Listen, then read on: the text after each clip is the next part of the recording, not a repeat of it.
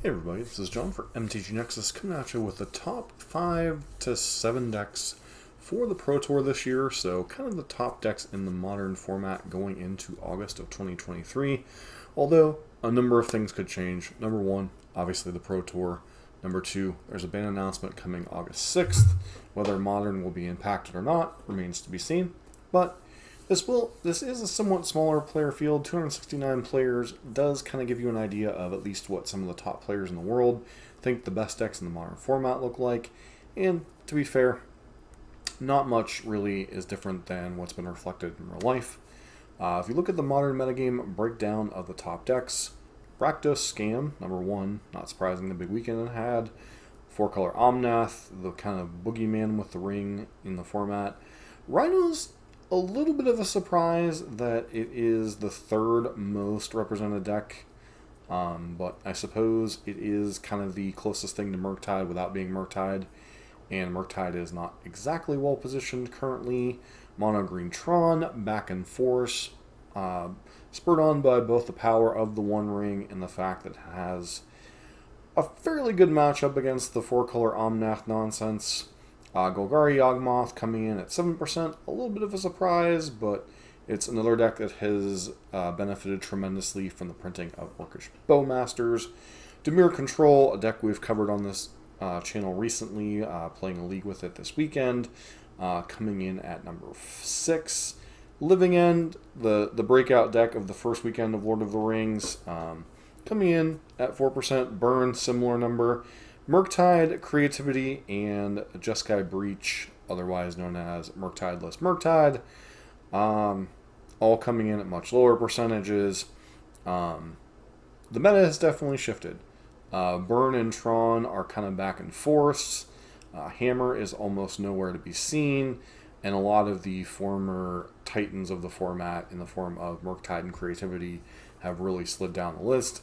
You might attribute some of those brave pilots being down to the fact that they lack of flexibility of changing decks, or maybe some people actually feel those are the best decks for the format. If you look at the deeper list, you see things like Esper Control, 4-color Control. I really don't know who landed on Esper Control. 4-color Control could just be Blue-White Control splashing Omnath, Samwise combo with Cat Oven, Cat Viscera Seer. Only 5 copies of Hammer Time, some amount of mono black coffers, some number of Ambulance, some number of Orthopter Sword, mono black Reef, the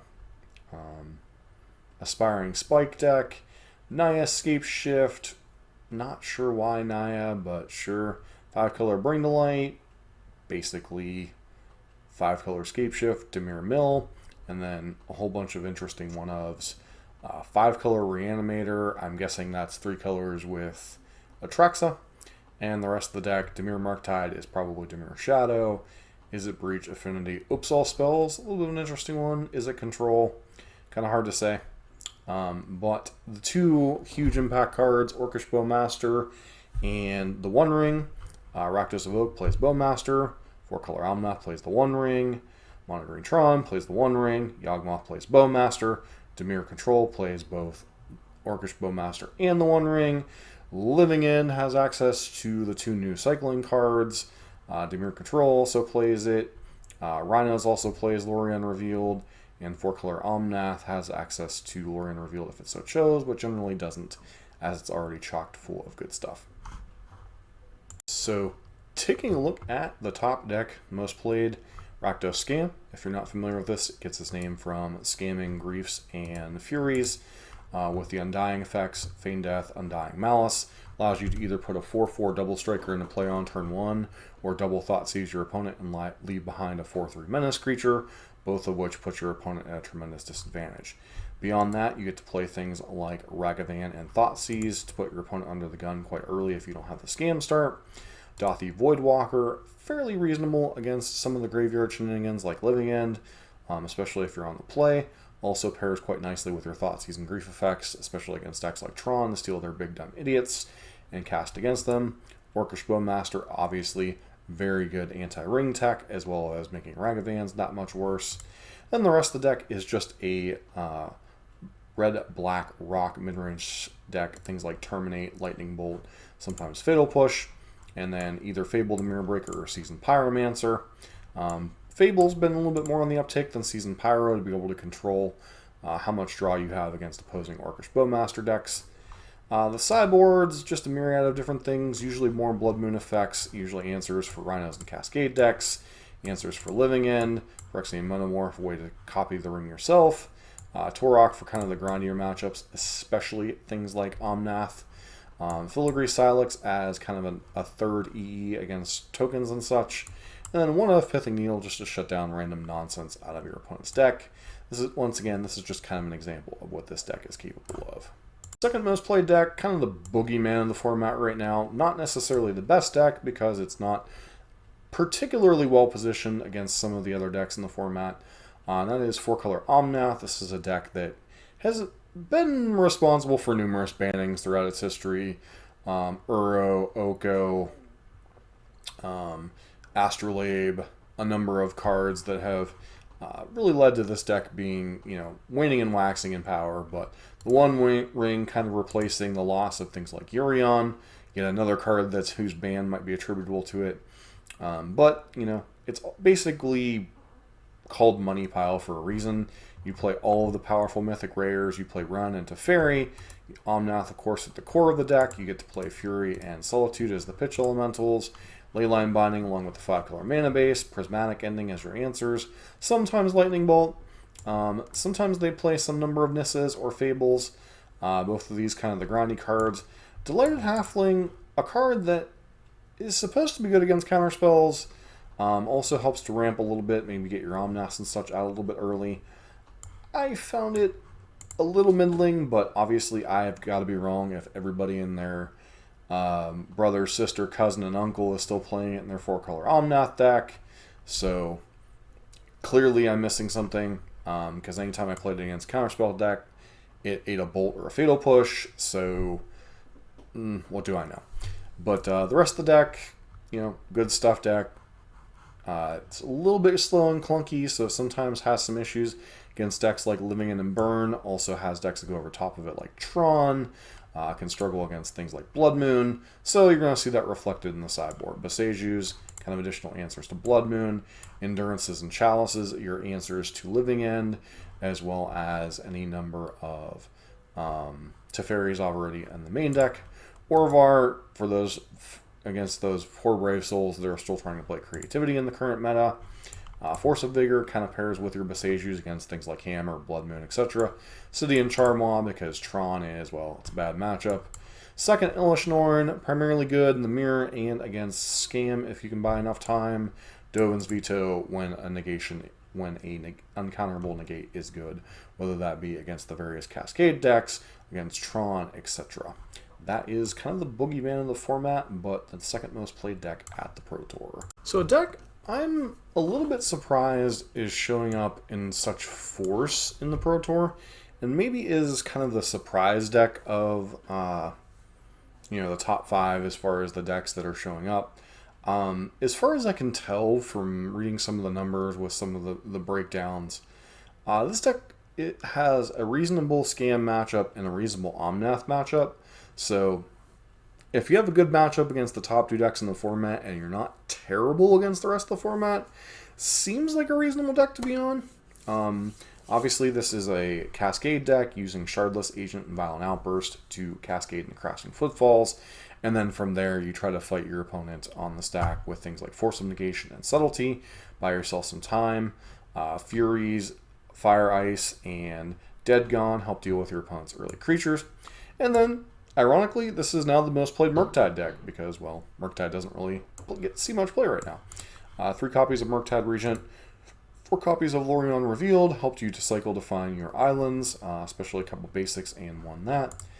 Sideboard options, Blood Moon for against decks like Tron, which Tron is not the best of matchups. Endurance and Leyline because, well, Living End's also a terrible matchup. Force of Vigor for opposing Hammer decks, Leyline Bindings, etc.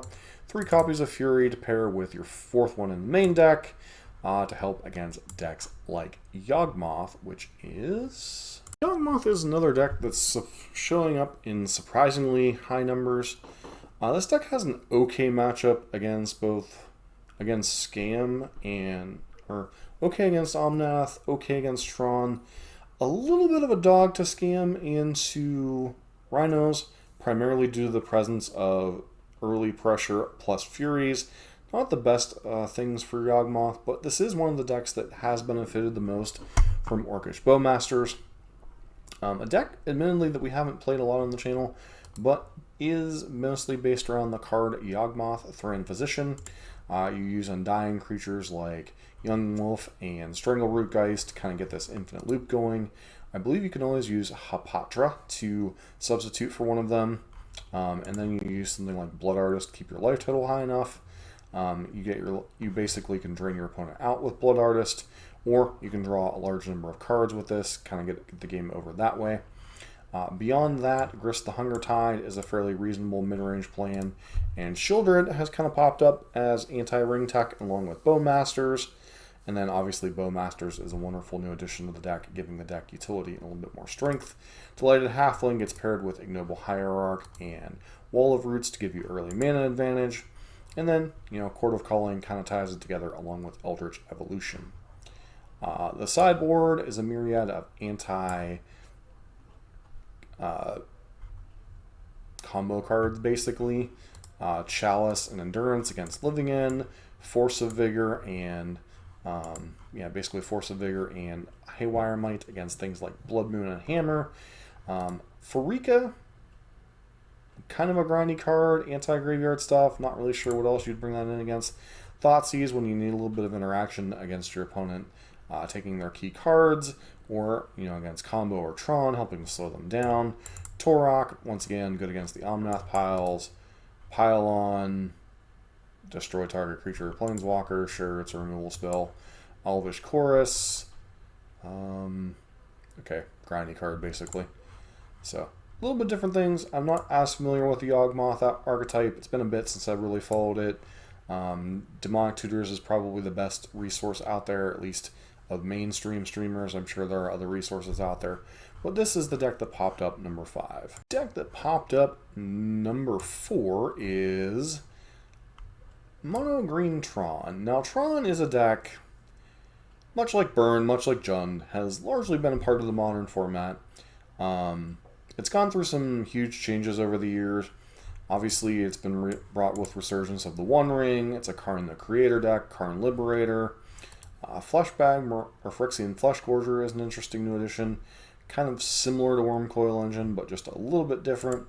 And then the rest of the deck is just kind of this hybrid ramp over-the-top prison deck, with Karn kind of getting all of your prison elements.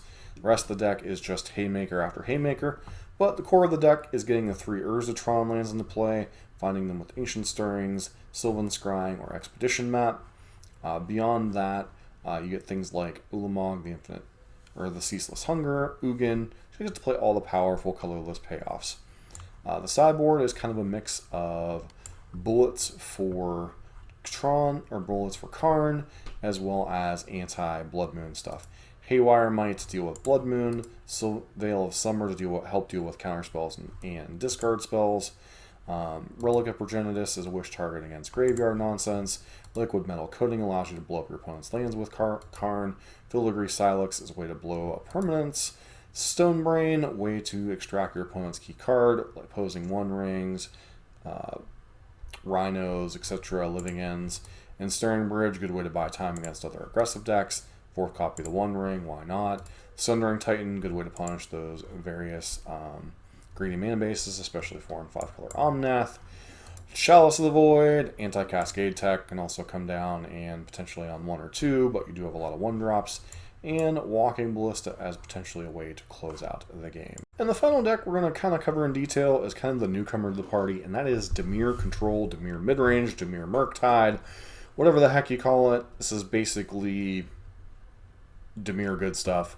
You have the One Ring and Shieldred. Beyond that, you're just kind of a Dimir midrange deck.